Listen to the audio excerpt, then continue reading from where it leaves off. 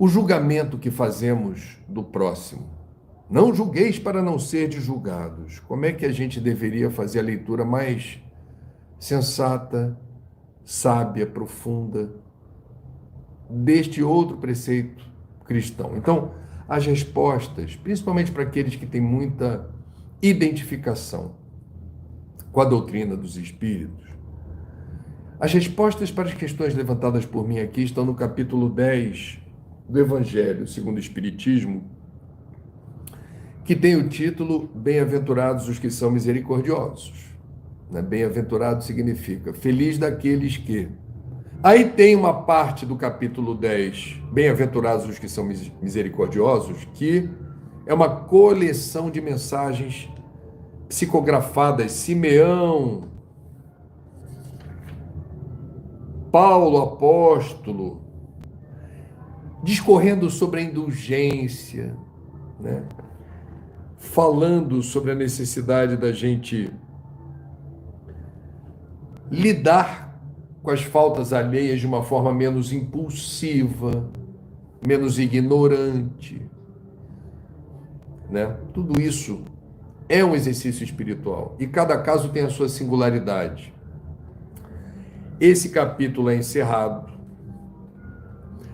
e aí Kardec, nessa edição, aparece em caixa alta. Capítulo 10, itens 19, 20 e 21, versam sobre a pergunta-chave: é permitido repreender os outros, notar as imperfeições de outrem, divulgar o mal dos outros? Olha, todas essas perguntas, no primeiro momento, sugerem não, porque se fizermos isso, vamos prejudicar os outros. Vou repetir as perguntas. É permitido repreender, notar as imperfeições, divulgar o mal dos outros? O que você acha que está aqui como resposta? Vamos ver. Espírito São Luís. São trechos de mensagens do Espírito São Luís. Nesses 3 itens. A pergunta número 1. Feita por Kardec. Como ninguém é perfeito, seguir-se-á que ninguém tem o direito de repreender o seu próximo? Se ninguém é perfeito, se todo mundo aqui é imperfeito, ninguém tem o direito de repreender o próximo, porque ninguém tem moral para fazer isso.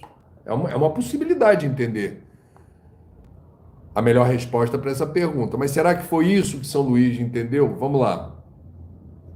Certamente que não é essa a conclusão a se tirar, pois cada um de nós deve trabalhar para o progresso de todos e, sobretudo, daqueles cuja tutela vos foi confiada. Mas, por isso mesmo, deveis fazê-lo com moderação, para um fim útil, e não pelo prazer de criticar, como se faz na maioria das vezes. Neste último caso, quando se tem prazer de criticar e repreender, a repreensão é uma maldade. Agora, quando há esse fim útil, quando há essa necessidade de, através da crítica, determinar um rumo luminoso para uma questão mal resolvida, esse é um dever que a caridade manda cumprir com todo o cuidado possível. Mais ainda, a censura que alguém faça a outro deve ser dirigida também a si próprio, procurando saber se não a terá merecido. Então, olha só, São Luís não deixou barato. Sim,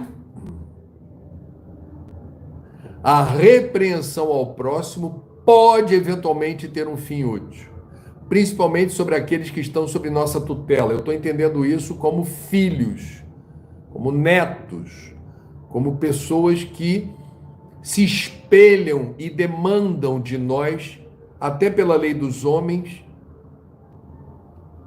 a urgência da atenção, do afeto e da educação. Então a repreensão é necessária, com um fim útil. Se não há um fim útil, ela é uma maldade, a palavra que está aqui.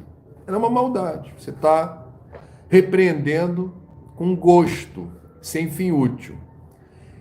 E fala de perceba em que medida a repreensão feita ao outro é cabível a você. Por quê? Porque se for, você vai emprestar a repreensão a delicadeza necessária, até talvez dizendo para a pessoa, olha, eu vou te dizer porque eu percebo isso em mim e isso é um mal. Isso é uma coisa que a gente precisa estar muito atento e vigilante. E nesse momento que você está fazendo não é legal. O item 20. 3 respostas de São Luís, encerrando o capítulo 10 do Evangelho segundo o Espiritismo. Pergunta de Kardec. Será repreensível observar as imperfeições dos outros quando daí não resultem nenhum proveito para eles, mesmo que não as divulguemos? Resposta é a seguinte: tudo depende da intenção. Não é proibido que se veja o mal quando ele existe.